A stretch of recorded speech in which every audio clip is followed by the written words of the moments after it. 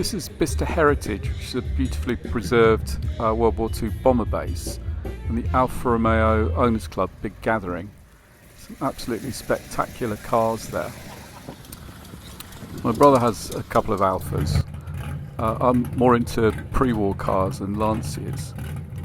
But what caught my eye turned out to be based on a Sherpa van chassis with an Alfa Romeo engine. It's not that one, that's an original 1920s Targa Florio. It's this one here, and the radiator fan with little giveaway, those are throttle bodies, not carburetors, and you can see a dip in the back of the cam cover.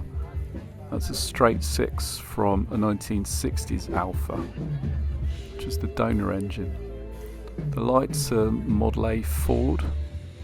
There are disc brakes hiding underneath those big drums, and the guy built pretty much everything himself here. So you can see there's some seat belts. He made the steering wheel himself. It's absolute labour of love, and beautifully documented with photos showing, you know, the whole process all the way through. Very much my thing. I'm building something half this size with Austin 7 running gear, but as with myself, you know, the challenge for him was learning the skills. So I've done a lot on louvre cutting, a whole load of shorts, which you can look at elsewhere, but this is very much my meat and drink. As well as louvres, making bonnet hinge has been a preoccupation. He bought a hinge, although one oddity is it's got a very gentle curve to it, but it still clicks over centre and closes. So I had a look round, and I was able to catch him at the end of the day loading it on his trailer and have a chat and learn a little bit more. These 70s GTVs are a big favourite. Really strange dashboard. Engine at the front, gearbox in the back, same as the Lancia Aurelia. This one was very special. The bodywork is by Zagato.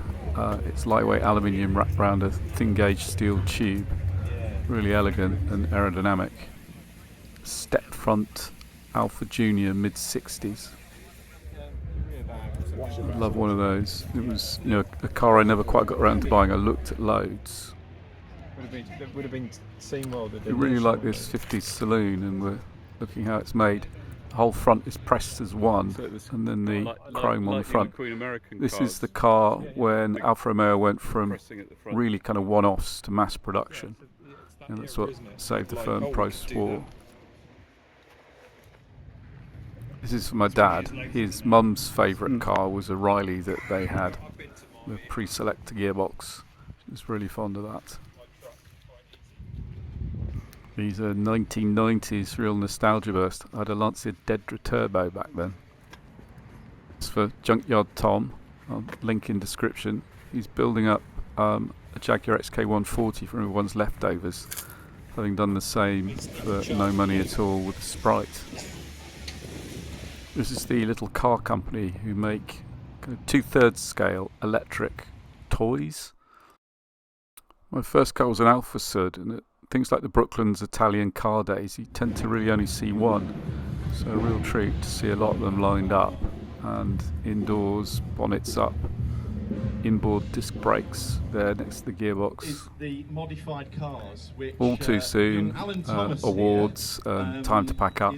Live music has been great all day. Alfa tow car, Alfa behind. Say goodbye to my brother and his dog. I hate that you don't see the rear door handles on those, really bugs me. And here's that extremely special again up on its trailer. Proper size wheels, proper Blockley tyres, proper period looking. A chance for a look round and a chat with its proud owner builder. The boat tail took a bit of doing, wrapping that exhaust round, getting that curve right. Not easy. You know, so many challenges to building one of these, which of course is the appeal. His current regrets are that the fuel injection took a lot of sorting out and the heater. But once he starts driving it, I'm sure he'll be delighted and back to the original pre-war car, the stuff of absolute fantasy. Even seeing these in action, my car of the day 100% was a Sherpa chassis with a 1960s Alfa engine shoehorned in, and my abiding memory is looking at all the beautiful details and hearing how he had overcome all the challenges to get this thing built. So well done.